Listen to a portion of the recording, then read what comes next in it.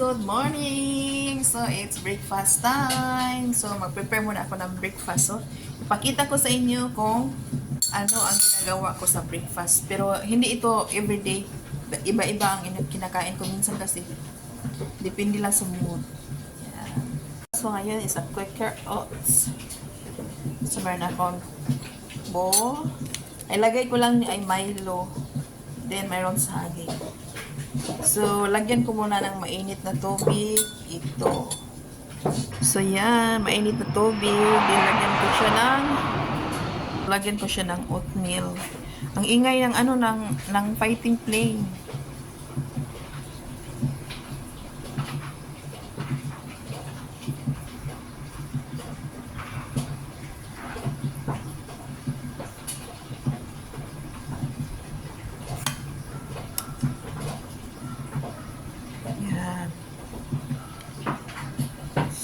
So, lagyan ko siya ng Milo.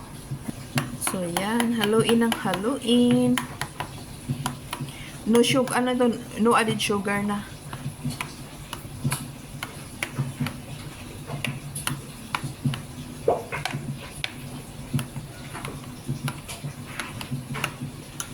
So, ito ang breakfast ko ngayon.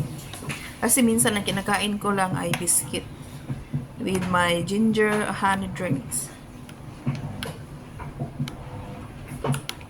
Then, minsan din, biscuit lang, tsaka din water.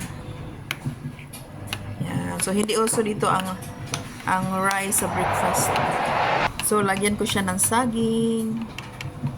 So, nilagay ko ng saging. So, paglagyan mo siya ng fruits, mas maganda. Ito is pang lagyan mo ng saging is para siya manamis-tamis na maasim-asim yung ganun. Yan. So, pasensya na kayo kasi medyo maingay dito sa kusina. Naka-on kasi yung dryer tsaka yung washing machine. Yan. So, it's time to eat na. So, let's eat guys. So, pasensya na. Hindi pa ako naka-shower. Busy kasi. Dumating ang amo ko kagabi siguro mga 12 plus. Hindi na ako lumabas. Pagising ko ngayong umaga, nagkalat dito sala. Din yung misa, itong misa is puno. Puno yung mga binibili niya doon sa biyahe niya.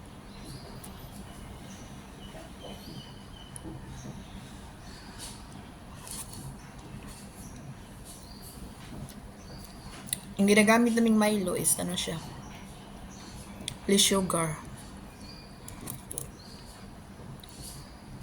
Dito kasi mga siya, healthy lifestyle dito sa Singapore. So, mayroon siyang yung mga pakiti-pakiti na iba't ibang klase siya. Mayroong less sugar, mayroong regular, mayroong no sugar, ganun.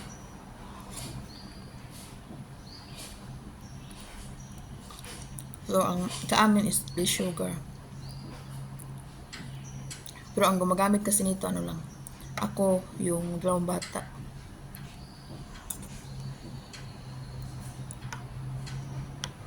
Pero minsan ako. Dati, araw-araw itong breakfast ko. Ngayon ay minsan lang. Kasi minsan sliced bread, minsan biscuit, minsan itlog.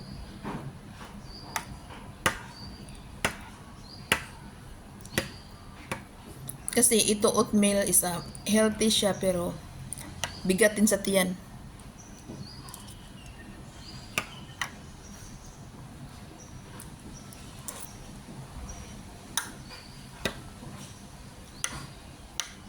Pero dati yung amo ko kumakain ng oatmeal. Lagyan niya ng mga fruits. Pero ang ilagay niya is yogurt, malamig. Hindi ko type. Kasi yung din dry siya, dry. So ang cereal is hindi siya maging smooth. Hindi tulad nito na mainit na tubig is para na siyang lugaw.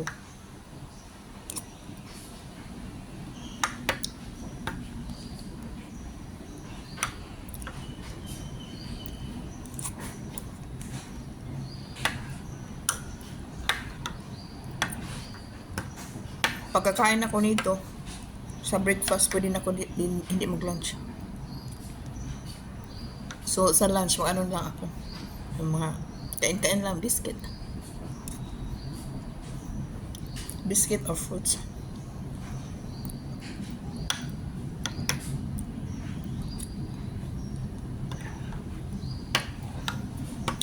Kasi kung itong kakainin mo, hindi ka mahirapan sa yung magdumi.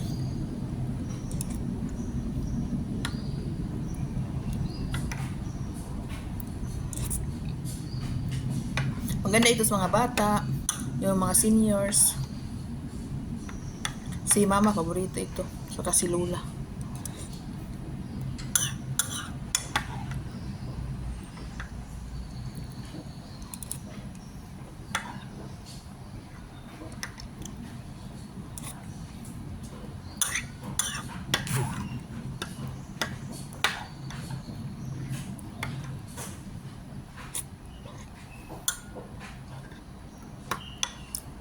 Maganda saging ilagay. Masim-asim, matamis.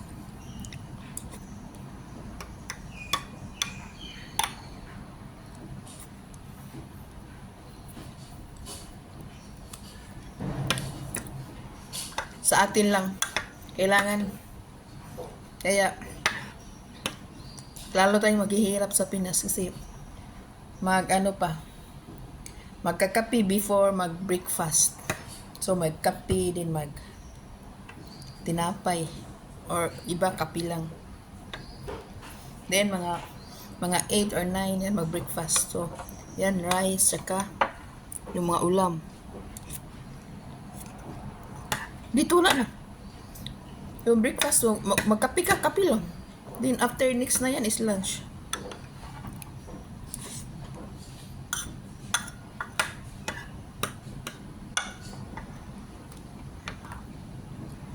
Kasi siguro dahil sa atin nasanay or yung trabaho is ito kasi yung mga trabaho nila, yung mga trabaho sa mga factory, sa mga hawker center, yung mga kainan or sa mga food court, din sa mall o opisina.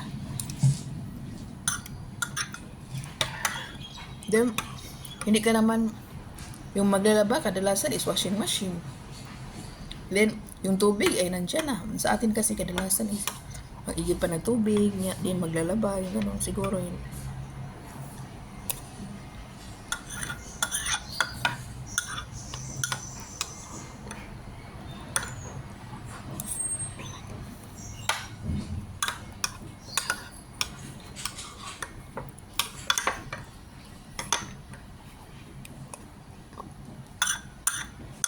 Dati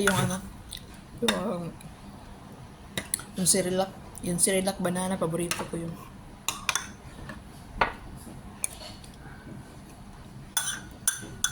Minsan pag parang na-miss ko, bibili ako.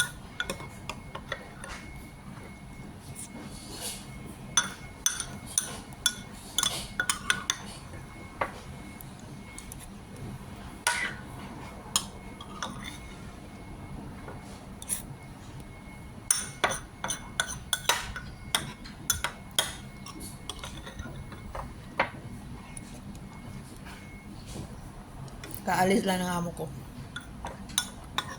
Punta sa work.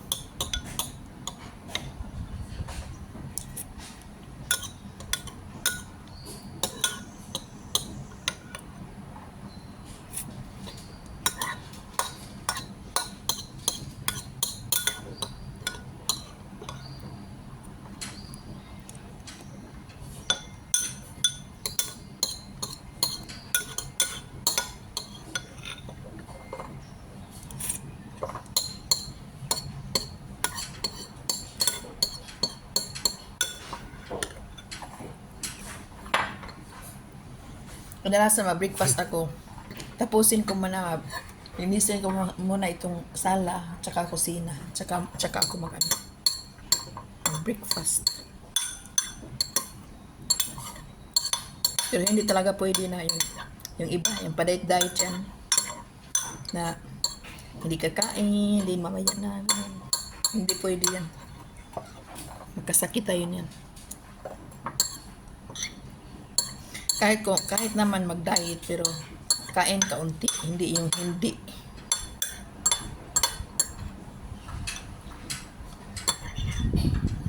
And masama din yun sa katawan yung hindi ka kakain ngayon.